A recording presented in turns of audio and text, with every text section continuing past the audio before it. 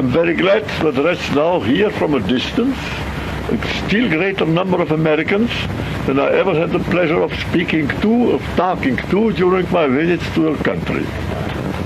Well, now what I'm to talk to you about. Of course, it's my own country, which is so little and what is worse, still so badly known all about the world. When Hungary is mentioned, then most people think of red pepper called paprika, of gypsy bands, of picturesqueness, of big plains with heads of cattle upon it, and semi-barbarous people to watch over all this. Now, as a matter of fact, we are quite on the same level of civilization as any Western country in Europe is. We may say that we are the farthest outposts of Western civilization toward the east.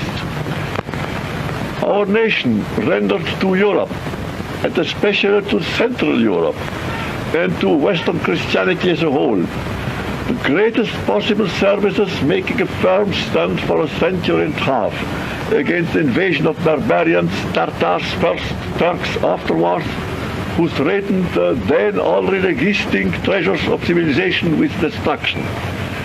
Now we have been rewarded for all this by the Trianon Treaty, which took away from us 2/3 of our population. Hungary, who had been a country, a thriving country, I might say a powerful country, with 20 million of inhabitants, has been reduced in territory and has been reduced in number to somewhat over 80 million of inhabitants. And if you are told that these were alien races who have been made free by being severed from Hungary, then all I can answer is this. They never have been asked whether they are willing to be taken away from us. They were, as President Wilson put it, driven as so many cattle from one stable to another one.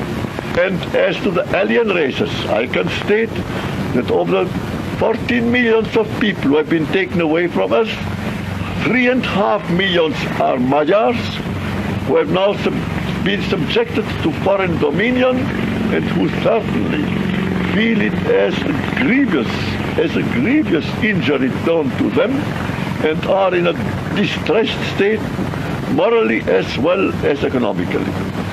This is what I want to say you about my country. And the message which I send to you is this, that even in this our reduced state, even in this state of utter misery and dejection, we are mindful of our duties towards humanity, and here, taking part in the work of the League of Nations, we are doing our best in the interest of goodwill among the people and among nations. We don't expect to get our wrongs set right by new wars, which seldom lead to any resetting of justice, but only like playing at football with injustice. We seek it by the progress of human wisdom, of human goodwill.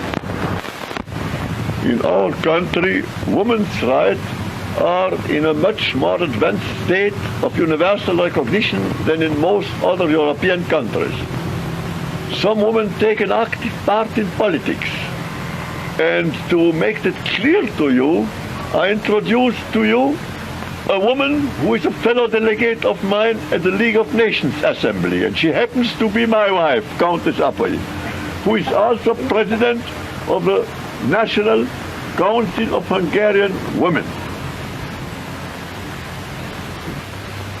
My last message to you is this. If you hear Hungary mentioned, don't think only of all the picturesqueness which is talked about in connection with her, but think of her historic performances, think of the fearful struggle which a nation destroyed by the most iniquitous peace treaty that ever has been concluded has to achieve in order to preserve her national energies, in order to be able to perform other feats of intellectual advance and of moral strength on behalf of humanity, in order to fill the place in the world for which Providence has ordained her. That's why you still find me at the age of 83 in the middle of the contest, in the middle of the battle. I don't know how many years I may hold out still. That depends on God's mercy. But as long as there is any strength left in me, I shall not abandon the task, and so thinks every Hungarian. And now I say goodbye to you.